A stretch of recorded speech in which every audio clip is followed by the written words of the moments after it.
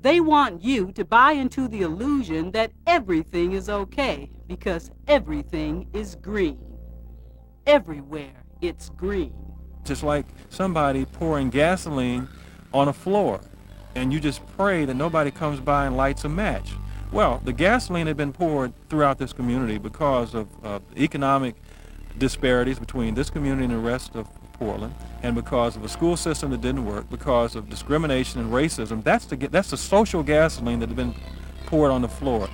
Gang activity that came into town was merely the spark that set it off in a way that it became visible.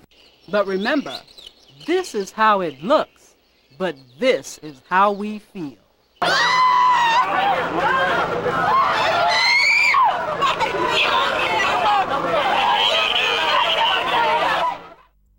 You know what I remember, do you? I remember those young black kids who were murdered at the hands of other young black kids. The first person I knew from school to die in a gang-related death was only 12 years old. And since that first death, I've experienced over 20 deaths of my classmates. It was black on black crime in its lowest form, friend on friend crime. We all knew each other and went to school together.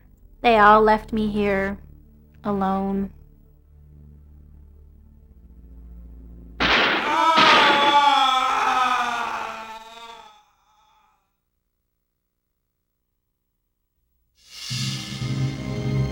What happened? It's over. I'm done. I'm not alone. I know this place. I feel this pain, the anger of the invisible, the pain of those ignored, the souls. Listen, I can hear. My soul cries out for recognition, and you can hear us on the wind. I'm not afraid anymore. What happened? When my friend passed away, I lost my spirit. My whole spirit out of my body is just gone. I can continue with life and get up and go to school and get dressed and do other things that other people do that look normal.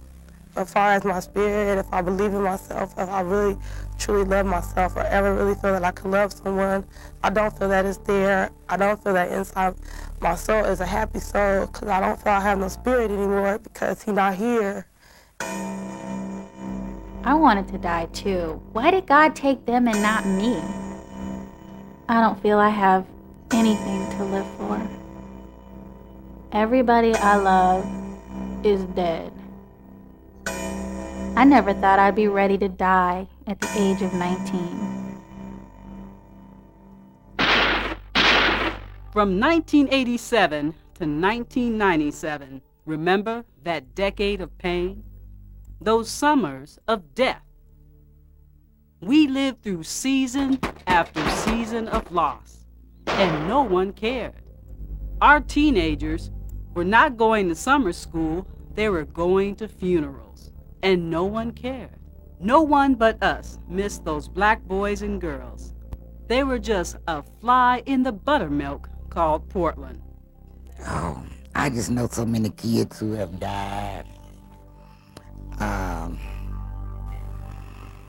I know I've known kids who I knew their mothers. I knew when they were conceived and the mothers was walking around that no longer is with us.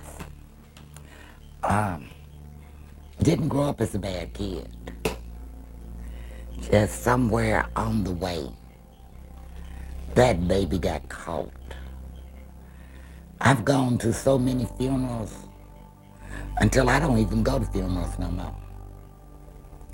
Because it is sad. Because you see, we never thought about the fact we got two families that's hurt. The killer and the victim. You know, and nobody ever go to the killer's family to say to that mother who maybe never wanted her child to shoot anyone and say, I'm sorry. I am really sorry that that happened. Those children who were invisible to the glitter of the street life. They were consumed by hate. Wanting to be a thug, claiming the thug life. I hate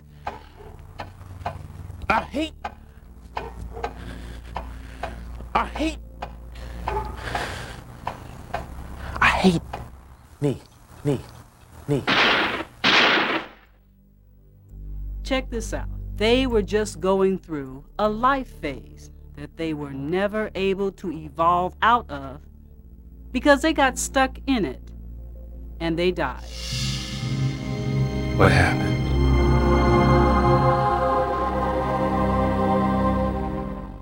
Look at all the tulips. Wouldn't you like to own a tulip one day? Or just own the land where a tulip could grow? Do you hear what I'm saying? Do you? Yeah, okay. You need to look around you. You need to open your eyes. I need you to open your eyes. I need you to be here for me.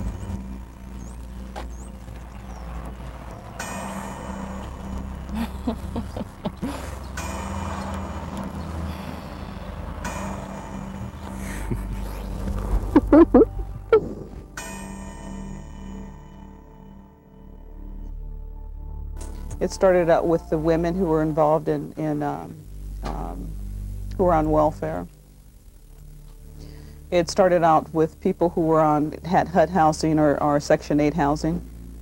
And only saying that is because those women who needed some kind of financial assistance and were in a situation where they needed help, not only with their young kids, but they needed help emotionally, and they needed support emotionally. They needed lots of support financially.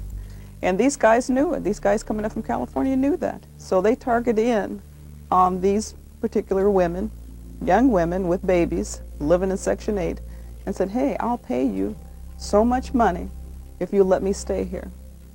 The other segment of the community was elderly people.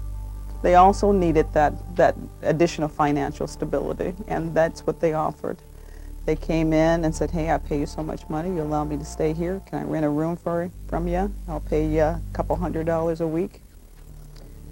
They stay there. Within a week time, they're dealing dope out of their house. When 15 Hood started, we started because we didn't want to get ran over. We weren't going to let California people just take over our home, which we thought, since blacks mostly follow anyway, we thought that everybody in Portland just about would follow the same, the same as we would. When people started getting killed, it was just out of hand, Just got really out of hand.